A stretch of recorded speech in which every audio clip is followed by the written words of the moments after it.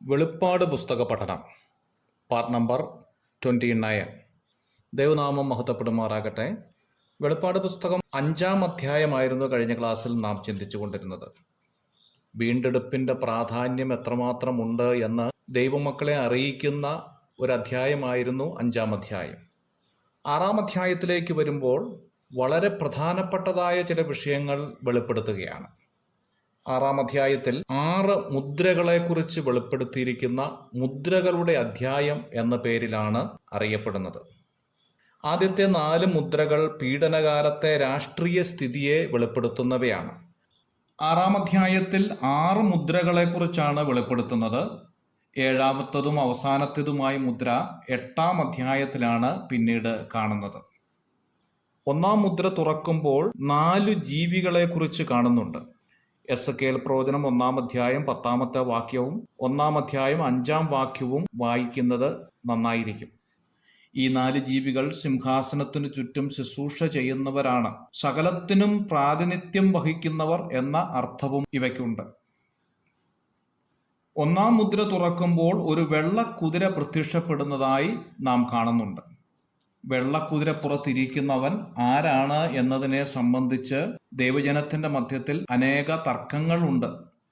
അതിലൊന്ന്, പ്രവാചകനായ നബി വെള്ളക്കുതിരപ്പുറത്ത് കയറി സ്വർഗത്തിൽ പോയി എന്നും തിരിച്ചു വരുമ്പോൾ വെള്ളക്കുതിരപ്പുറത്ത് വരും എന്ന് അവർ വിശ്വസിക്കുന്നതിനാൽ ഒരു പക്ഷേ മുസ്ലിം ആധിപത്യമോ ആക്രമണമോ ആകാം എന്ന് വിശ്വസിക്കുന്നവരുമുണ്ട്. രണ്ടാമത്, വെള്ളക്കുതിരപ്പുറത്ത് കാണുന്ന വ്യക്തി ക്രിസ്തുവാണ് എന്ന് വാദിക്കുന്നവരുമുണ്ട്. എന്നാൽ ഈ 2 വാദത്തിനും ദൈവവചനത്തിൽ പ്രസക്തിയുണ്ടോ എന്ന് ചോദിച്ചാൽ അതിൻ്റെ ഉത്തരം ഇല്ല എന്ന് തന്നെയാണ്. ഇവൻ ജയിക്കാനായി പുറപ്പെടുന്നു എന്ന് കാണുന്നു. കർത്താവ് ഇതിനു മുമ്പ് തന്നെ ജയിച്ചു കഴിഞ്ഞതാണ് എന്നത് സത്യമാണല്ലോ.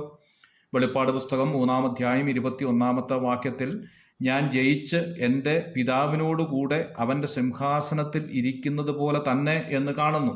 നമ്മുടെ കർത്താവ് ഇനിയും ജയിക്കാനുള്ളവനല്ല, മറിച്ച് ജയിച്ചവനായിരിക്കുന്നത് കൊണ്ട് വെള്ളക്കുതിരപ്പുറത്തിരിക്കുന്ന വ്യക്തി ക്രിസ്തുവല്ല എന്ന് ഉറപ്പിക്കാം. അവൻ്റെ കയ്യിൽ ഒരു വില്ലുണ്ട് എന്ന് കാണുന്നു. കർത്താവിന് വില്ലെടുക്കേണ്ട ആവശ്യമില്ല, വായിൽ ഇരുവായുത്തലുള്ള വാളാണ്. വെളിപ്പാട് പുസ്തകം 1-ാം അധ്യായം 16-ാം വാക്യം, 2-ാം അധ്യായം 12-ാം വാക്യത്തിൽ ഒക്കെ ഇത് നമുക്ക് കാണാൻ സാധിക്കുന്നുണ്ട്.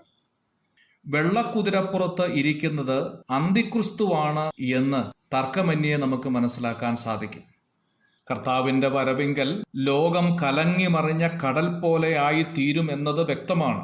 ഇങ്ങനെയുള്ള ലോകത്തിൽ പുത്തൻ സമാധാന വാഗ്ദാനങ്ങളുമായി പ്രതീക്ഷകളുമായി രംഗപ്രവേശനം ചെയ്യുന്ന ഒരു രാഷ്ട്രീയ നേതാവാണ് ഈ വെള്ളക്കുതിരപ്പുറത്ത് ഇരിക്കുന്നത്. മത്തായിയുടെ സുവിശേഷം 5-ാം അധ്യായം 14-ാമത്തെ വാക്യത്തിൽ നിങ്ങൾ ലോകത്തിന്റെ വെളിച്ചമാകുന്നു എന്ന് കാണുന്നു. കർത്താവിന്റെ ഗംഭീരനാദം മുഴങ്ങുമ്പോൾ ലോകത്തിന്റെ വെളിച്ചമായ ദൈവമക്കൾ ഈ ലോകത്തിൽ നിന്ന് മാറ്റപ്പെടും എന്നുള്ളതിൽ സംശയമില്ലല്ലോ. 2 തെസ്സലോനിക്കർ 2-ാം അധ്യായം 1-ാമത്തെ വാക്യത്തിൽ നാം കാണുന്നു, ഇനി സഹോദരന്മാരെ, നമ്മുടെ കർത്താവായ യേശുവിന്റെ പ്രതിഷ്ഠതയും അവന്റെ അടുക്കലേക്കുള്ള നമ്മുടെ സമാഗമനവും സംബന്ധിച്ച് ഞങ്ങൾ നിങ്ങളോട് അപേക്ഷിക്കുന്നത് കർത്താവിന്റെ നാൾ അടുത്തിരിക്കുന്നു എന്നാണ്. 2 തെസ്സലോനിക്കർ 2-ാം അധ്യായം 3-ാം വാക്യത്തിൽ കാണുന്നു, ആദ്യമേ വിശ്വാസത്യാഗം സംഭവിക്കുകയും നാശയോഗ്യനും അധർമ്മമൂർത്തിയുമായവൻ വെളിപ്പെടുകയും വേണം എന്ന് കാണുന്നു. 2-ാം അധ്യായത്തിന്റെ 6-ാമത്തെ വാക്യത്തിൽ അവൻ സമയത്തിന് മുമ്പേ വെളിപ്പെടാതിരിക്കേണ്ടതിന് ഇപ്പോൾ തടുക്കുന്നത് എന്ത് എന്ന് നിങ്ങൾ അറിയുന്നു. 2-7 അധർമ്മത്തിന്റെ മർമ്മം ഇപ്പോഴേ വ്യാപരിക്കുന്നുണ്ട്. ഇതുവരെ തടുക്കുന്നവൻ വഴിയിൽ നിന്ന് നീങ്ങിപ്പോക മാത്രം വേണം, അപ്പോൾ അധർമ്മമൂർത്തി വെളിപ്പെട്ടു വരും എന്ന് കാണുന്നു. ലോകത്തിന്റെ വെളിച്ചമായിരിക്കുന്ന ദൈവത്തിന്റെ സഭ ഭൂമിയിൽ ഉള്ളതുകൊണ്ട് അധർമ്മമൂർത്തിക്ക് പ്രത്യക്ഷപ്പെട്ടു വരാൻ സാധിക്കുന്നില്ല. എന്നാൽ ഗംഭീരനാദം മുഴങ്ങുമ്പോൾ സഭ എടുക്കപ്പെടുന്നതോടുകൂടി അധർമ്മമൂർത്തിയുടെ പ്രവർത്തനം ആരംഭിക്കുന്നതിന്റെ സൂചനയാണ് 1-ാം മുദ്ര തുറക്കുമ്പോൾ കാണുന്ന വെള്ളക്കുതിര. God bless you.